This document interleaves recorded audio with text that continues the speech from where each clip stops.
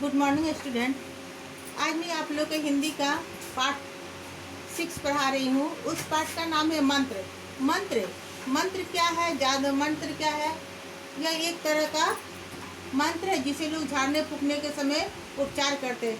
यह कहानी, वैसे तो यह कहानी काफ़ी लंबा है, लेकिन आप लोग इस कहानी को ज़रूर पढ़ेंगे। एकदम लाइन बाय लाइन इस कहानी को पढ़ेंगे। और इस कहानी का मैं आप लोग को सूक्ष्म छोटा करके मैं इसी तरह मौखिक रूप से बता दे रही हूँ, लेकिन आप लोग इसको ज़रूर से इसको कहानी को पढ़ेंगे तो यह बहुत अच्छा कहानी है, आप लोग को भी पढ़ने में अच्छा लगेगा। तो मैं इसे छोटा करके आप लोग को बता रही हूँ। इसमें एक चड्डा नाम के एक डॉक्टर रहते हैं। वो बड़ा ही अभिमानी रहते हैं। एक बार डॉक्टर चड्डा ने तैयार हो करके गोल्फ खेलने के लिए जा रहे थे। तभी उनके दरवाजे पर एक गरीब आदमी आता है। वो भगत का काम करता है, झाड़ फूक का काम करता है। वो आ करके डॉक्टर साहब से कहता है, डॉक्टर साहब। इस पर डॉक्टर चड्डा ने गरज कर उसे बोलते क्या है। वो भगत जो है बहुत ही गिड़गिड़ा कर कहता है कि साहब मेरा लड़का बहुत बीमार है, उसे ज़रा आप देख लेते तो अच्छा होता। डॉक्टर साहब ने बोला कि ठीक है, कल तो माना। इस पर वो बोले।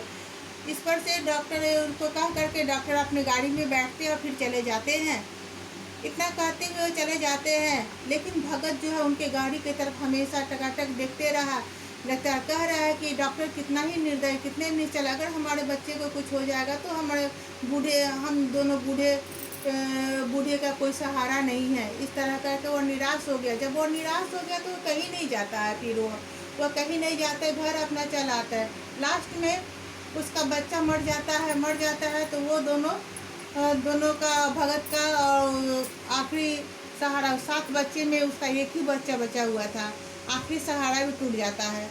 और ऐसे चड्डा के दो बच्चे थे, एक लड़का एक लड़की। जब वो चड्डा साहब ने अपनी बेटी का ब्याह तो कर दिए थे, लेकिन एक लड़का था जो था उनका, उसका कैलाश नाम था। कैलाश बड़ा ही अच्छा था और अच्छे बुद्धि का था। उसे तरह तरह की सांपों का रखना अपने पास, सांपों का खेल दिखाना, सांपों का नचाना उसे बड़ा ही अच्छा लगता था।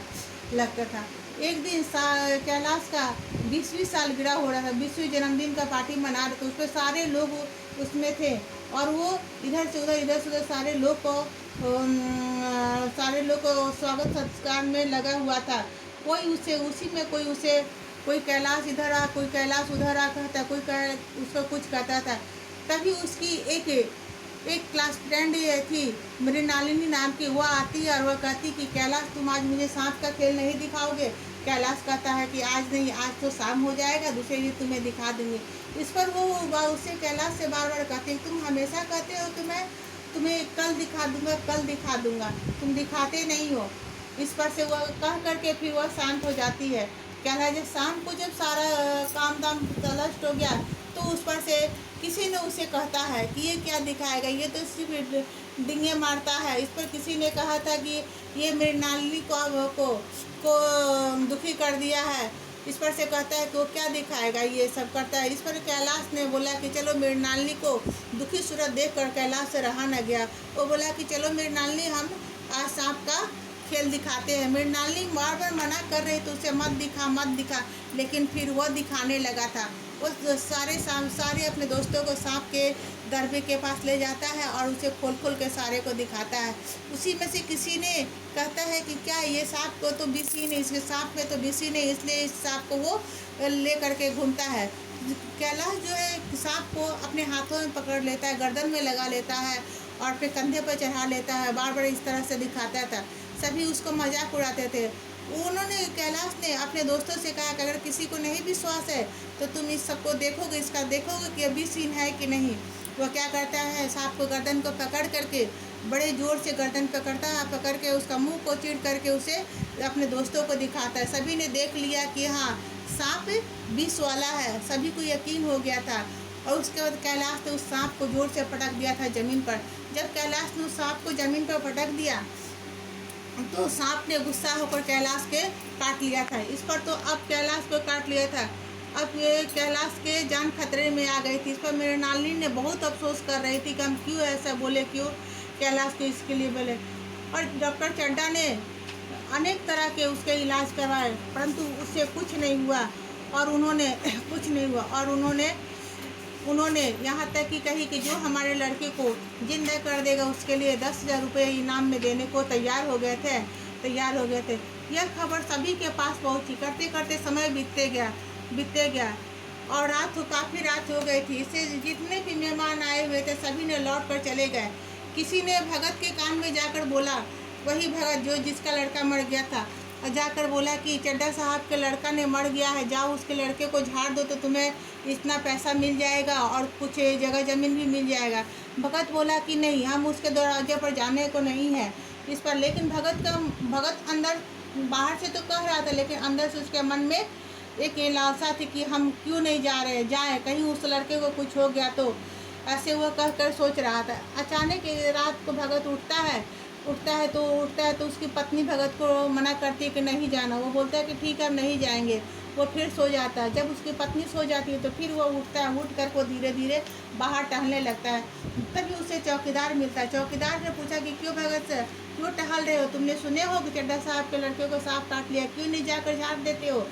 तो भगत ने कहा कि नहीं, हम उनके दरवाजे पर नहीं जाएंगे। लेकिन जब चौकीदार चला जाता है तो भगत जल्दी लाठी टेकते हुए जाता है चड्ढा साहब के पास और कहता है कि साहब, आप जरा सा अपने लड़के को दिखा दीजिए ना, कहीं हम उन्हें ठीक कर दें। इस पर चड्ढा ने कहते हैं कि अब क्या करोगे, अब तो उसका सारा शरीर नीला पड़ गया और समय भी काफ़ी निकल चुका है। फिर भी भगत आग्रह किया कि आप एक बार प्लीज़ भैया को हमको दिखा दीजिए, कृपया करके, हम उसे एक बार अपने आँखों से देख लेते। इस पर भगत ने कहा तो डॉक्टर चड्ढा ने बोला कि जाओ वहाँ पर सोया हुआ है, देख लो। जब भगत ने गया तो देखा कि इसमें अभी वो जिंदा हो सकता है। तो भगत ने डॉक्टर चड्ढा से बोला कि भैया आप जिंदा हो सकते हैं अगर हम इसे पर कुछ कार्रवाई करें तो। डॉक्टर ने बोला कि सभी कोई अपना अपना तो कर लिया, लेकिन अब अगर तुम अपनी तसल्ली के लिए कुछ करना चाहते हो तो कर लो। तो इस पर से भगत ने बोला कि पानी का पूरा व्यवस्था करके इसके सिर पर पूरा पानी डालिए, हम मंत्र पढ़ते हैं, आप पानी डालते रहिए। मृणालिनी ने घड़े से उसके मुंह पर पानी डालना शुरू किया। भगत मंत्र पढ़ता था, एक मंत्र पढ़ता था, फिर जमाई लेता था, फिर दूसरा मंत्र पढ़ता था। इस तरह करते करते जब उसका मंत्र पूरा हुआ तो बच्चा कैलाश उठ कर बैठ गया। जब कैलाश उठ कर बैठ गया तब भगत ने जल्दी से वहाँ से निकल कर तुरंत, वो किसी को देखने भी नहीं दे, तुरंत अपने घर में आकर, इतना तेज़ी से अपने घर में आकर अपने बेड पर सो गया। डॉक्टर चड्ढा ने उसे खोजते रह गए परंतु वो नहीं मिला, भगत नहीं मिला। और मृणालिनी तुरंत कैलाश से बोलते रही थी कि तुम इस तरह क्यों किया। कैलाश उठकर बोला कि हम इतना देर से सोए हुए हैं, हमें किसी ने जगाया नहीं। तब मृणालिनी ने बोली कि तुम इस तरह से कि सांप को मरोड़ दिया था, तुम्हें सांप काट लिया था, किसी ने आकर तुम्हें झाड़ फूँक किया था, तुम जिंदा हो गए हो, इस तरह तुम क्यों किया। इस तरह करके डॉक्टर साहब जब भगत को खोजे तो भगत नहीं मिला। डॉक्टर को आश्चर्य ऐसा अनुभव हुआ कि इस आदमी को हमने कभी देखे थे, लेकिन रात्रि का अंधेरा होने के कारण वो देख नहीं पाए और इस तरह से करते हुए उनको इतना हुआ कि भगत से डॉक्टर को एक सीखने को मिली जो कि अपने जीवन पर्यंत वो कभी नहीं भूलेंगे। उन्होंने एक ऐसा आदर्श सीखा जो कि जीवन में उन्होंने नहीं भूलेंगे कभी भी। और डॉक्टर चड्ढा को अंत में बहुत ही पछतावा हुआ। तो ये आप लोग का कहानी है, इसे हम आप लोग को छोटा करके अपने मन से बता दिए हैं। आप लोग इस कहानी को ज़रूर पढ़ेंगे और इसका प्रश्न उत्तर सिर्फ मौखिक और लिखित ही करेंगे और बाद बाकी सब बुक में ही करेंगे। तो आज का आप लोग का ये चैप्टर रहा।